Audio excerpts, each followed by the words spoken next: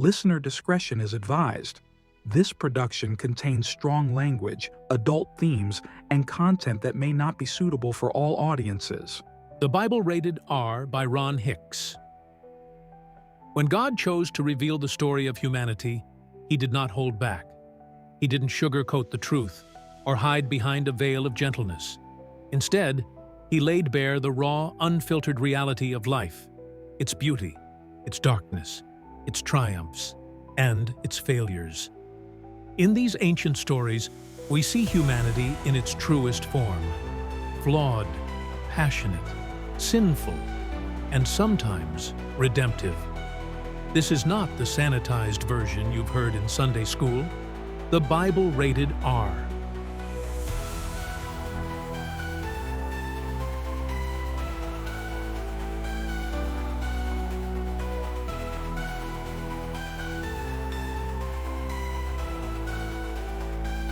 Prologue. The fall from innocence. In the beginning, the world was a canvas painted with purity and perfection. The sun rose each day over a landscape of vibrant hues, where every creature thrived in harmony and every leaf whispered the secrets of creation. Eden, a paradise crafted by divine hands, flourished as the epicenter of life, a sanctuary untouched by the taint of sin. Within this sacred realm dwelled two beings, Adam and Eve, created in the image of their Creator. They were the epitome of innocence, bound to each other and to the garden in a state of blissful unity. With every breath, they reveled in the beauty surrounding them, experiencing the warmth of the sun on their skin and the sweet fragrance of the blossoms that adorned their home. But in the heart of this paradise stood a tree, bearing the fruit of knowledge, a forbidden temptation guarded by a single command. You may eat from any tree in the garden, but do not eat from the tree of the knowledge of good and evil, for when you eat of it, you will surely die. This decree echoed through the lush foliage, a boundary drawn to protect their innocence. Yet, as time flowed gently like a river, a whisper of curiosity slithered into the minds of the first couple. The promise of knowledge beckoned an insatiable allure that would lead them down a path of irreversible change. They were about to embark on a journey that would shatter their idyllic existence, severing the thread that bound them to paradise.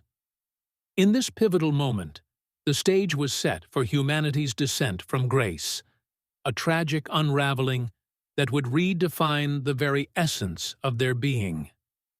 The innocence of their hearts, once pure and unblemished, would be tested against the seductive power of desire and the dark allure of knowledge. This is the story of that fateful choice, where the consequences of their actions would echo through the ages, shaping the destiny of all humankind. As the sun dipped below the horizon, casting long shadows over the garden, Adam and Eve stood at the precipice of a decision that would forever alter the course of history. The weight of the world hung heavy upon their shoulders, and the seeds of temptation had already begun to take root. In the next moments, innocence would fall, and the saga of humanity would begin a tale filled with struggle, desire, and the eternal quest for redemption.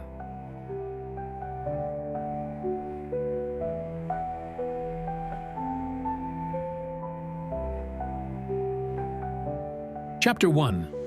The Blood of My Brother. Epigraph.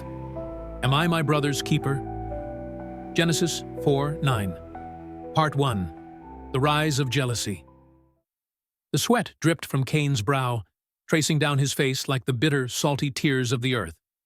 His muscles strained, every movement a battle against the dry, cracked soil. Each time his spade pierced the ground, it felt like a rejection. No matter how hard he worked, the earth refused to yield its bounty. From across the field, he could see Abel. His brother stood beside the altar, his hands slick with the blood of a freshly slaughtered lamb. Abel smiled, his face aglow in the golden light of his offering, smoke rising in thick, heavenly clouds. The smell of burning fat filled the air, rich and savory. It was as if God himself had reached down to claim Abel's sacrifice, lifting it to the heavens with tender hands. But Cain's offering, the fruits of the earth, withered and died, the smoke struggling to rise, twisting and curling back toward the ground like a broken promise. His fists clenched, dirt sticking to the sweat on his palms as the bitter taste of envy rose in his throat. He turned to Abel, whose smile only widened. The firelight flickered in Abel's eyes, smug and self-assured. "Maybe if you offered something better," Abel said, his voice cutting through Cain's thoughts like a knife, "God would accept your gift too." Cain said nothing. The words stuck in his throat. The fire from Abel's altar cast long shadows across the ground, and in those shadows, something dark stirred in Cain's heart. The kind of darkness that creeps up slow, unnoticed, until it's too late. "Come with me," Cain said, forcing a smile, his voice low and steady. "Let's go to the field. Part 2. The first murder." The sky was gray and heavy, clouds hanging low like a shroud. Abel walked ahead, oblivious to the storm gathering behind him. Cain followed, his eyes locked on the back of his brother's head, his breath coming in slow, shallow gulps. The blade at his waist felt heavier with every step, like it was already stained with blood. They reached the field, a barren stretch of land far from the eyes of others. It was quiet here. The only sound was the soft crunch of dry grass beneath their feet. Abel. Abel turned, that same arrogant smile still on his lips, and in that moment, Cain's vision went red. The knife was in his hand before he even knew what he was doing. With a wild, primal scream, he drove the blade into Abel's side. The sound of metal tearing through flesh was deafening, a sickening squelch that echoed through the empty field. Abel's eyes went wide with shock, his mouth opening in a silent cry as blood spilled from the wound, dark and thick, soaking into his tunic. He stumbled back, his hands clutching at the gaping hole in his side, but Cain didn't stop. He couldn't stop. "Why?" Abel gasped, his voice weak and broken. "Why are you doing this?" But Cain didn't answer. He drove the blade in again, harder this time, his arm moving of its own accord. Blood splattered across his face, warm and sticky, the metallic tang filling the air.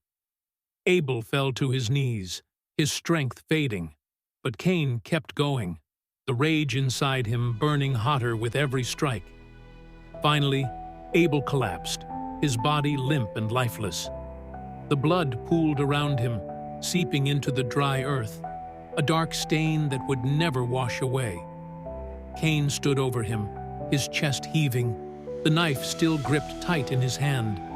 His brother's blood was on his hands, warm and wet, and the weight of it dragged him down, suffocating him. Part 3. The Curse of Cain.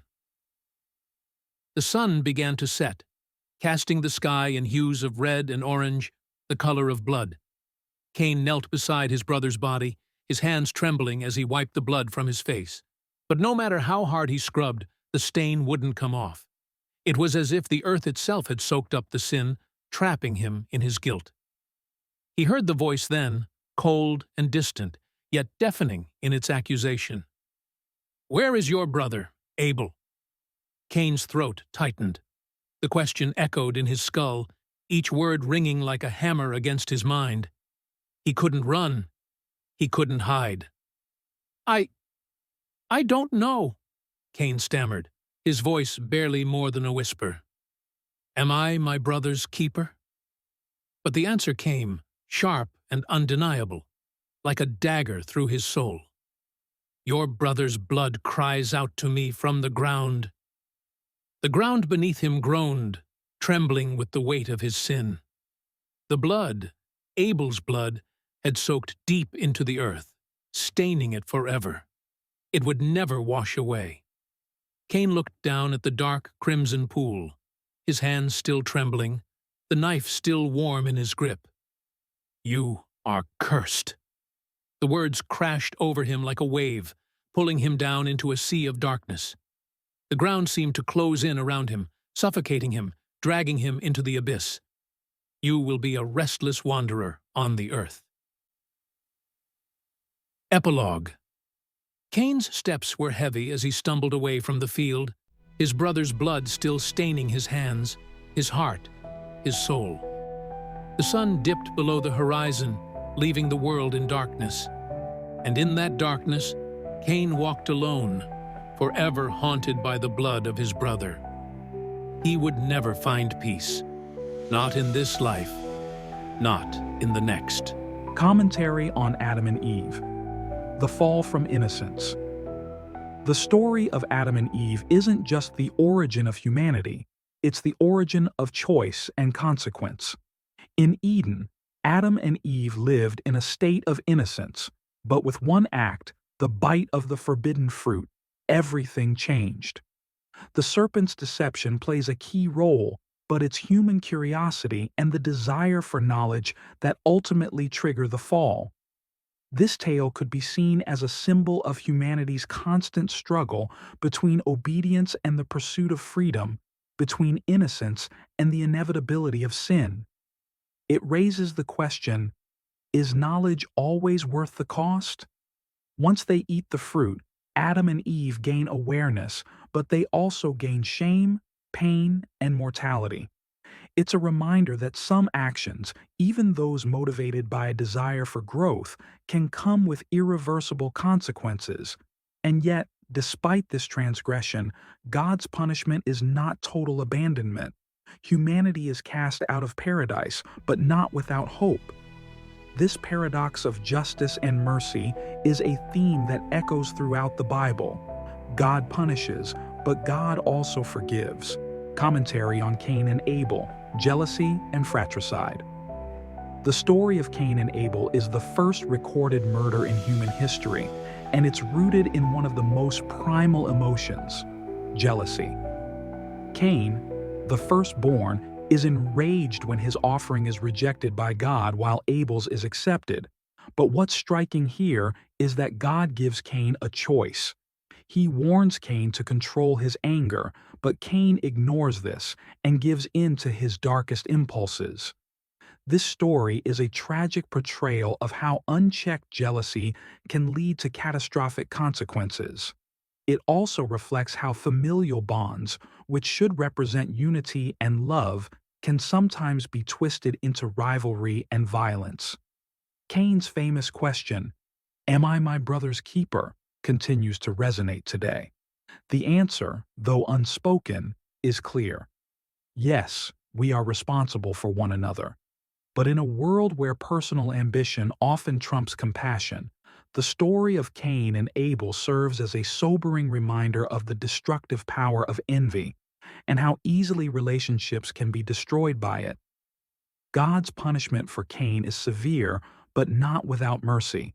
He is marked, but protected, showing again the duality of divine justice. Even when Cain is cast out, God ensures that his life is spared, leaving us to ponder the tension between justice and mercy and the consequences of unchecked emotions. Support the production of the Bible rated R and help feed families in need. Exciting news is on the horizon with the upcoming project, the Bible rated R, designed to spark meaningful conversations and explore themes that resonate deeply with today's audience. However, to bring this vision to life, support is needed. Donations are being sought to help cover production costs, with every contribution playing a vital role in creating high-quality content that inspires and engages. What makes this initiative even more special is that a portion of every donation will go toward feeding hungry families in need, creating a mission that aims to make a positive impact on multiple fronts. Supporters can contribute through our Patreon account or buy me a coffee. No donation is too small, and each one makes a significant difference. As a gesture of appreciation, contributors will receive access to exclusive content and updates, allowing them to be part of this meaningful journey. This is a heartfelt call to action, inviting everyone to join in making a difference. Together, we can create something impactful, combining the art of storytelling with the urgent need to provide nourishment and hope to those in need. Let's come together to support this vital cause.